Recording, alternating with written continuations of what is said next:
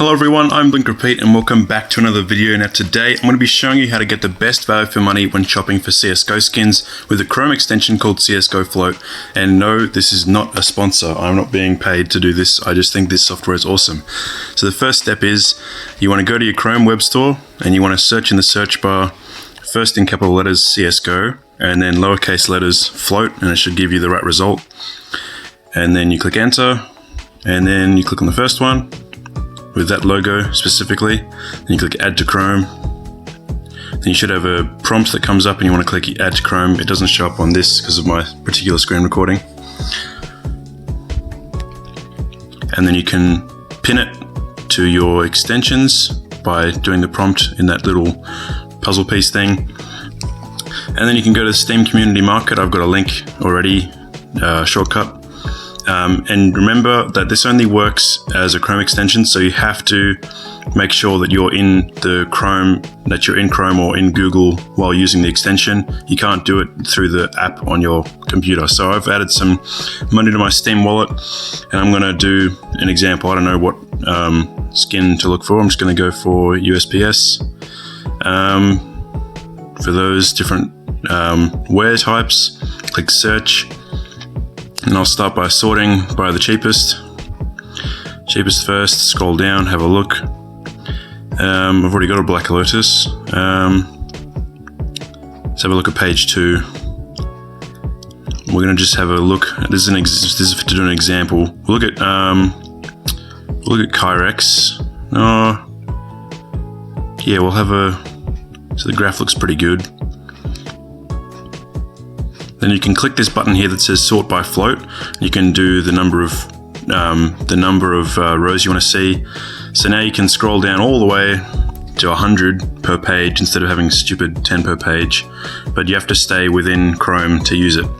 So you can see this one's got a lot of different stickers. And when you see a sticker you like, you can actually search it. It opens it in a new tab in the Steam Community Market to show you what they go for. And you can click the icon of each skin while you're in this mode and it'll show you in game straight away. So you can do that from Chrome. You don't have to be in the actual bootstrap or app or whatever you call that. So sometimes the lowest float isn't necessarily the cheapest. So say the gun's only like $7, the lowest float someone could have it listed for 25. So you can just scroll down, get it for not the lowest float, and then pay what you're more willing to pay. And just because it has the lowest float doesn't mean it's the lowest ever. People will probably have the lowest float, like the actual lowest in their inventory or something. Not every skin is listed on the Steam Community Market. So we've got some nice stickers. You can have a look at them if you want. So here's the inspect of the gun. You can have a look at the stickers there. Half decent sticker craft. You can see a bit of scratching. It is a min wear, but it is probably the best float that you'll find on the Steam Community Market if you wanted to buy it. Yeah, pretty good overall. Couple dollars worth of stickers. That's it on my character. And yeah, so that's how you would search with Float.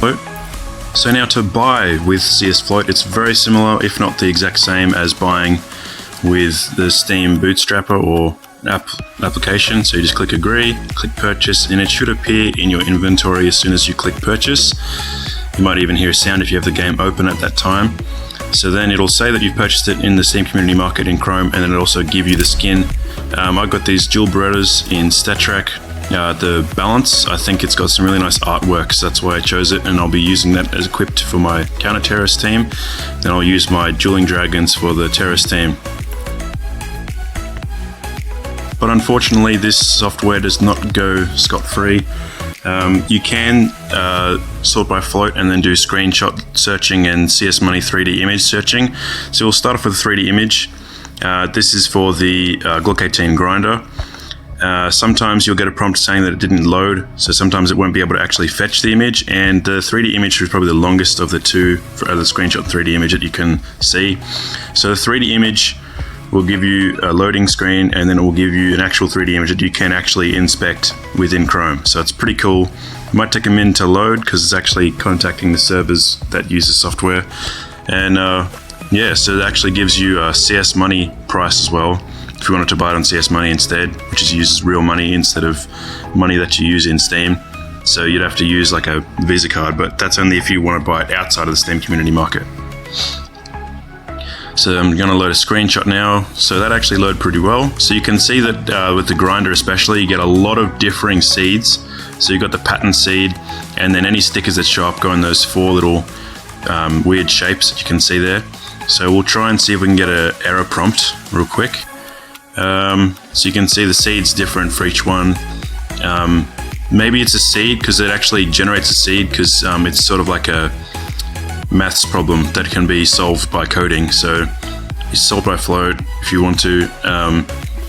Then look for a screenshot, and then it might give you an error. So we'll have a look. So you can inspect in game. So fetching screenshot, and you might get a prompt. I think this is when I get a prompt saying it takes too long. So it'll say hang on if it takes a little bit longer than it should, and then it will give you a prompt up on the top of the screen. For some reason my software that I use for recording this didn't actually record the prompt, but it'll show you, and it basically means it just couldn't generate that seed, or the particular float couldn't generate the scratches on it, either. So sometimes you'll get that error, but not all the time. Oh, there we go, failed to load. It did give you that prompt on screen. That's good. It also could be from the stickers, because there's got to be so much going on in the servers that they're communicating with to generate the image for you. So sticker position, the seed, and the float all together might be a nightmare for the software. And it could also depend on your Wi-Fi connection or how fast your internet is, which can depend on how well your image generating goes. Now here I've got some skins that I got from using float, with the really low float and consistent price to do a random trade up. So I've just bought a whole bunch of these MP5 SDs, and then I'll use these MP5 SDs. I just go search by newest and then put them all, so they're all stat track, so I should get stat track in return. They're not necessarily the best quality, but I'll put them in. So they've got really low float. So generally with trade ups, when you use low float, you'll get a low float in return. Stat track, if you have majority stat track, should give you stat track in return. So we actually got a Nova clear polymer. Now the funny thing is, I actually already got one for myself previously in Minware. The one I got just then was field tested. But yeah, a lot of the time you'll just get your money back basically on the Steam Community Market. So we'll have a quick look at what it would give you if you sold it. So look at the graphs. It's pretty consistent, pretty strong. So at the moment they're going for about $1. So if you really wanted to sell quickly, you could probably get it for $1 from it. So that's that. That was a pretty decent trade up. I think I may have lost like a couple cents from that. But here's a quick inspect. So that's the field tested one. So clear polymer basically just shows you the guts, the inside of a real Nova. This is a chopper I got as well, using CS float. Really low on that. Choppers tend to fade more, and then we got the P250. I know it's not the most expensive gun, but I just like the design, so I went with that. So here's another trade up. I did a whole bunch of P2000 gnarled. I keep saying gnarled, why do I do that to myself? So a whole bunch of P2000 gnarled. So you need 10 of them, ready to trade up. They're all on stat track, and I got a Mag 7. I really liked the artwork on this, but it turned out that the float was total garbage. Generally, like all the time with trade ups, you will get the next better quality, like not the wear, but better quality. So this one was a purple, so if you put a whole bunch of blues in, you'll get a purple. If you put a whole bunch of purples, you should get like a pink or dark purple. Don't know what the next color is, to be honest, off by heart. But yeah, I'll have a look at the Steam Community Market. I'm going to keep this one just because the artwork's nice.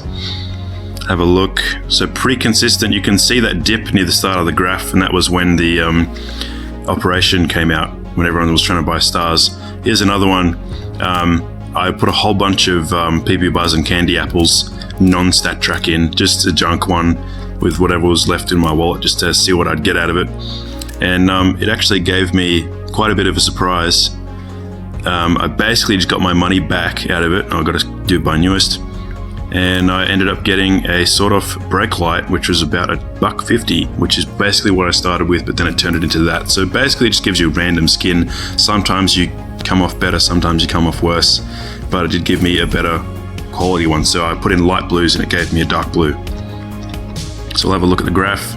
So I put in about $1.50, and they're starting at about $1.50. So you'd be able to sell it if the float was good, or you had some stickers on it or something, just something to prompt someone who's scrolling through like we just were. So yeah, that's what I got from those trade ups. And thanks to the quality, getting the best quality for the same price, filtering it like that, meant that I could get the best possible quality during trade ups. So that's another thing that it's helpful for. And there's also a whole bunch of other features that there are, such as adding filters while you're searching, which I haven't done personally myself, but I just think it's such a great piece of software. So here's my inventory at the moment, basically. Total value is like 180 AUD at the moment. I think I was put in way too much. Shouldn't put in as much as I do. I think I've got a bit of a stat track addiction. But anyway, I just pick based on how I like the skin, regardless of price, even if it is dirt cheap. But yeah, that's my invent right there. Hope you guys enjoyed the video. Hope you find that software helpful in the future. And hopefully I'll see you guys in my next video or in this chat of my next stream. Bye.